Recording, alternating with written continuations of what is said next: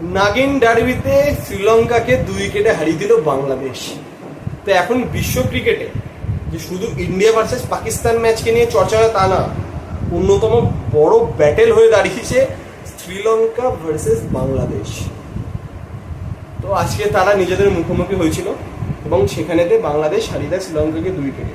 এবং তাদের এই জয়ের পেছনে অন্যতম মুখ্য ভূমিকা হচ্ছে হৃদয়ের যে দুরন্ত ইনিংসটি এবং লাস্টে মোহাম্মদুল্লাহ, তিনি যে ঠান্ডা মাথায় ম্যাচটাকে ফিনিশ করেছেন।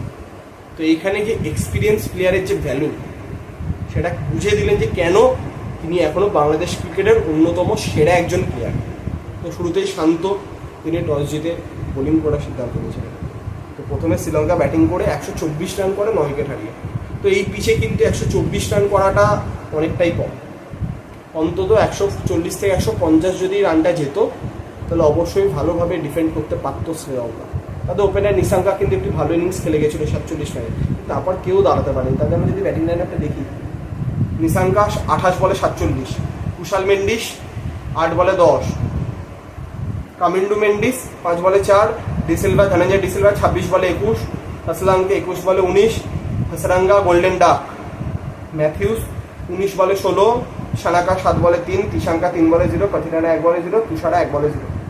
এবং বোলিংয়ের ক্ষেত্রে তানজিন সাকিব 4 ওভারে 24 রান দিয়ে 1 উইকেট নিয়েছেন, তাসকিন আহমেদ 4 ওভারে 25 রানে 2 উইকেট, এবং মুস্তাফিজুর 4 ওভারে 17 রান দিয়ে 3 উইকেট নিয়েছেন, এবং আর হোসেন তিনি 4 ওভারে 22 রান দিয়ে 3 উইকেট নিয়েছেন। তো 125 রান যখন চেস করতে হতো বাংলাদেশকে, তো 8 উইকেট হারিয়ে সেই রান করে বাংলাদেশ। তো তাদেরও কিন্তু সবাই কন্ট্রিবিউট করতে পারেনি, 2-3 জন প্লেয়ারই কন্ট্রিবিউট করতে পেরেছে। মোহাম্মদুল্লাহ, হৃদয় এবং রিটন দাস একটি গুরুত্বপূর্ণ ইনিংস খেলেছে। তো তাদের যদি শুরুটা দেখি, ওপেনার দুজনই, একজন 3 একজন 0, কিন্তু রিটন দাস 38 বলে 36 রানে একটি গুরুত্বপূর্ণ ইনিংস খেলেছিলেন। শান্ত, তার ব্যাট আজকেও শান্ত ছিল, তিনি 13 বলে 7, কিন্তু হৃদয় যে 20 বলে 40 রানের যে ইনিংসটি, যে ইম্প্যাক্টটা খুব জরুরি ছিল, 4টে 6 তিনি মেরে গেছেন। সাকিব আল হাসান 14 বলে 8, মোহাম্মদুল্লাহ 13 বলে 16 নট আউট। কিন্তু লাস্ট অব্দি যে থেকেছিল যে এক্সপিরিয়েন্স প্লেয়ার, দাঁড়িয়ে থেকে ম্যাচটাকে কিন্তু ঠান্ডা মাথায় বের করলো। আর হোসেন 1, তাসকিন 1 বলে 0, সাকিব 4 বলে 1 নট আউট। এবং বোলিংয়ের ক্ষেত্রে ধনঞ্জয় 2 ওভারে 11 রান দিয়ে 1 উইকেট নেন, তুষারা 4 উইকেট পেয়েছেন, হাসারাঙ্গা 4 ওভারে 32 রান দিয়ে 2 উইকেট পেয়েছেন, পাথিরানা 1 উইকেট পেয়েছেন। তো নাগিন ডার্বিতে শ্রীলঙ্কাকে হারিয়ে দিল বাংলাদেশ।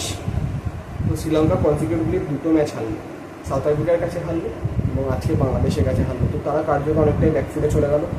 আমরা সকলে আশা করবো যে তারা যাতে নেক্সট ম্যাচে ভালোভাবে কামব্যাক করতে পারে। এবং উল্টো দিকে বাংলাদেশ জয়ের মাধ্যমে তাদের ক্যাম্পেইন স্টার্ট করলো। তো তারা অবশ্যই চাইবে এই ফর্মটাকে নেক্সট ম্যাচে ধরে রাখতে এবং তাদের ব্যাটিংয়েও যে ভুল ত্রুটি হচ্ছে সেগুলোকে শুধরে নিতে, যাতে নেক্সট ম্যাচে তারা ভালোভাবে খেলতে পারে। আমরা চাইবো এই 2 দলই আগামী দিনে খুব ভালো ক্রিকেট খেলুক এবং তাদের এই যে রাইভালরি, ক্রিকেটিং রাইভালরি, তো সেইটাকে যাতে পুরো বিশ্ব ক্রিকেটের দর্শকরা যাতে উপভোগ করতে পারে।